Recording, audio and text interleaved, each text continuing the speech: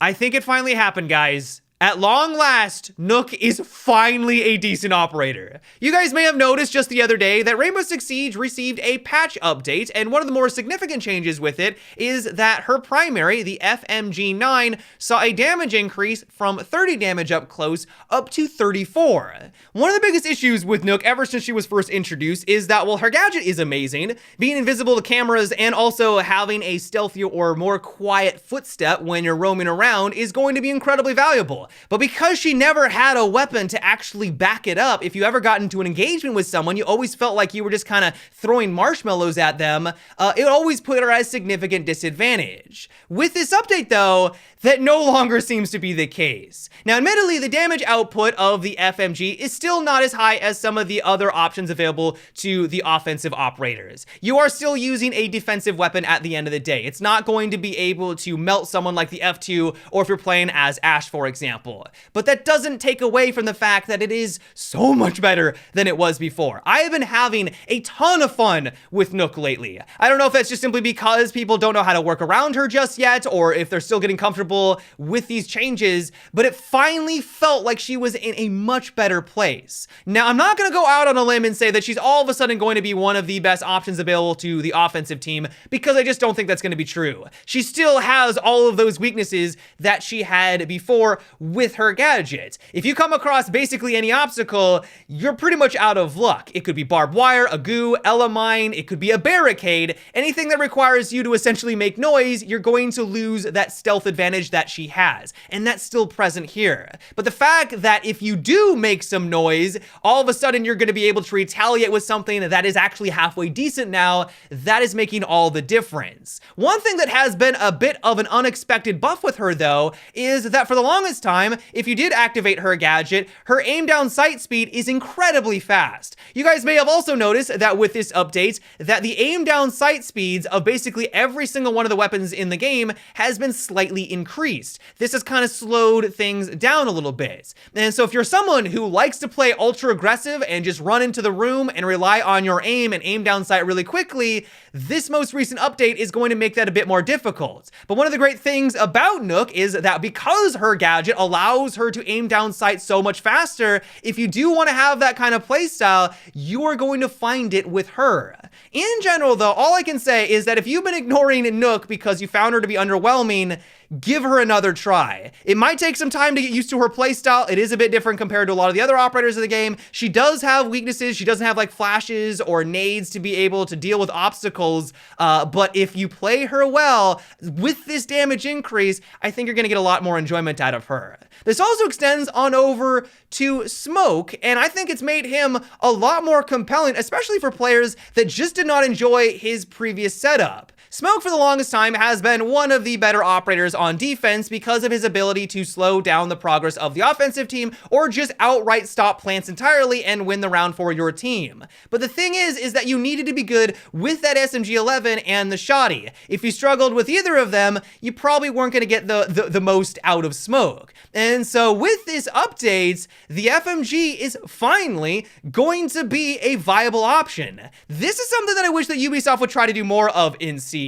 This game has so many weapons in it, and each operator has access to a few of them, but because only one of those weapons is usually the best choice to have, all of the others available to these operators just kind of collect dust and hardly see any play. The best example of this is probably Thatcher. Everyone uses his L85. I think it has like a 95% pick rate compared to his other options. Like, how is that a thing? Why haven't you tried to increase the viability of those other weapons? Is this all of a sudden going to become the preferred weapon for all Smoke players out there?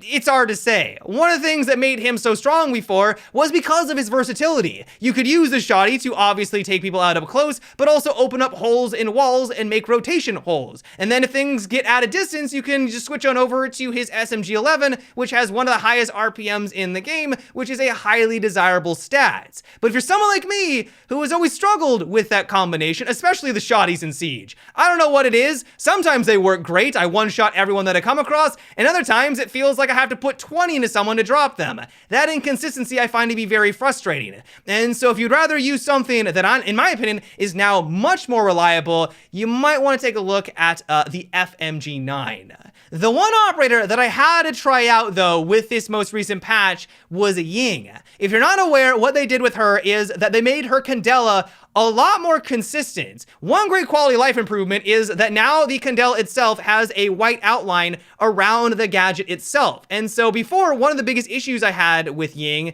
is that a lot of times you weren't entirely sure where your gadget was ending up. And so you would throw it into the objective room and kind of assume where it would land, but because it could bounce off of really any object, it could end up in a place that you didn't expect. And so if you ran on in thinking that it went off in the corner where that player was, but it got nowhere near, you're finally now going to have that information readily available to you. On top of that, if it does land at someone's feet, there's pretty much nothing that they can do. They are going to be flashed almost 100% of the time. Because the flashes now go at crouch, prone, and height level, it's really GG for anyone that's on the receiving ends. If all that wasn't enough, though, and this is the real kicker, and I think this is going to kind of push her over the top, if you charge up her gadget, which does leave you a bit vulnerable, if anyone rounds the corner or something happens in front of you, you have a gadget in your hand, which is going to be useless. They're going to be able to drop you. But if you're able to charge it up and then throw it right where you want it, if anyone is in that area, they're flashed. There is no way that they can react. Because Ubisoft decreased the amount of time it takes for the Candela to activate, anyone that's in that vicinity is not going to be able to run away like they could before. I cannot tell you how many times I've pulled this off. I droned where someone was, they were in a corner, they couldn't really move, but I normally wouldn't have a good position to jump through said window like any other operator, but because I was playing as Ying, I would just toss in my Candela, run on in, and take them out, no problem whatsoever. It's an incredibly powerful gadget now. I will admit, I'm kind of scared of Ying. I am terrified of what this is going to mean for players who really get good with her. Now, granted, her weapons still do leave a lot to be desired, which is a good thing because it balances her out. Her primary weapon still has a lot of recoil, it doesn't hit very hard, and it's got a slow RPM. It's difficult to line up those headshots reliably with it, even if you are using an ACOG, and most people are kind of not using that attachment because it does have so much recoil. But it doesn't really matter at the end of the day, as long as you're able to get those flashes off. There's nothing that a defender can do. It could take you a year to be able to drop them with that low damage, but it doesn't matter because there's no way the defender is going to be able to retaliate. And so all in all, I'm really curious to see what happens to Ying over the next couple of months. It's too early to tell if she's going to become one of the better operators on offense. She is going to still require a fair amount of finesse because there is that charge time. There is a lot of things that go into the inner workings of how to use Ying properly, but I have a suspicion that once people do start to get better with her, because of that reliability, she is going to be a force to be reckoned with. The one operator that I thought was going to see more of a difference, though, was Jager. His damage was decreased from 43 damage up close down to 38. Many people thought that this was unreasonable, that he didn't deserve this nerf, but admittedly, he did. He has like a 90% pick rate in the Platinum and Diamond 4 PC, which is pretty unacceptable, and it's been there for the longest time. Even with the introduction of Wamai, who many thought was going to be a substitute to Jager, and so that would reduce his pick rate, he didn't see any changes whatsoever. And so I think rightfully so, he needed to have some adjustments. But gameplay-wise, and talking to my friends, we haven't really noticed that much of a difference. Like, obviously, in some situations, it has made him a little less reliable at dropping people, maybe at medium to long range. By and large, he still feels and plays like the same operator. And so if you're a bit worried that he is now no longer going to be viable, I don't know why you would have thought that, but I don't think you need to be concerned. He is still a very viable choice. All in all, though, I have been having a ton of fun with this most recent update. I haven't had a chance to play all the operators just yet. Everyone is saying that Ella is now overpowered. They reduced her recoil to more to what it was during her prime.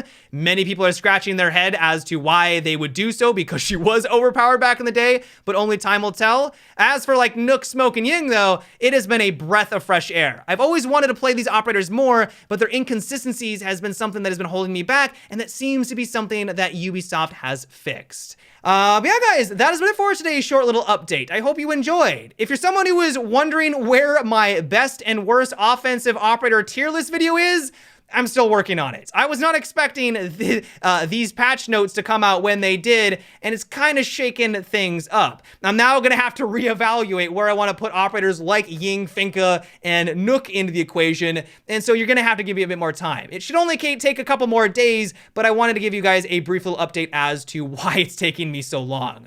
Let me know what you guys thought about these changes, though. Are you happy with the direction that they went with these operators? Are you a bit disappointed? Give me your guys' reasons why or why not down below. Yeah, guys, until next time, have a good one and take it easy.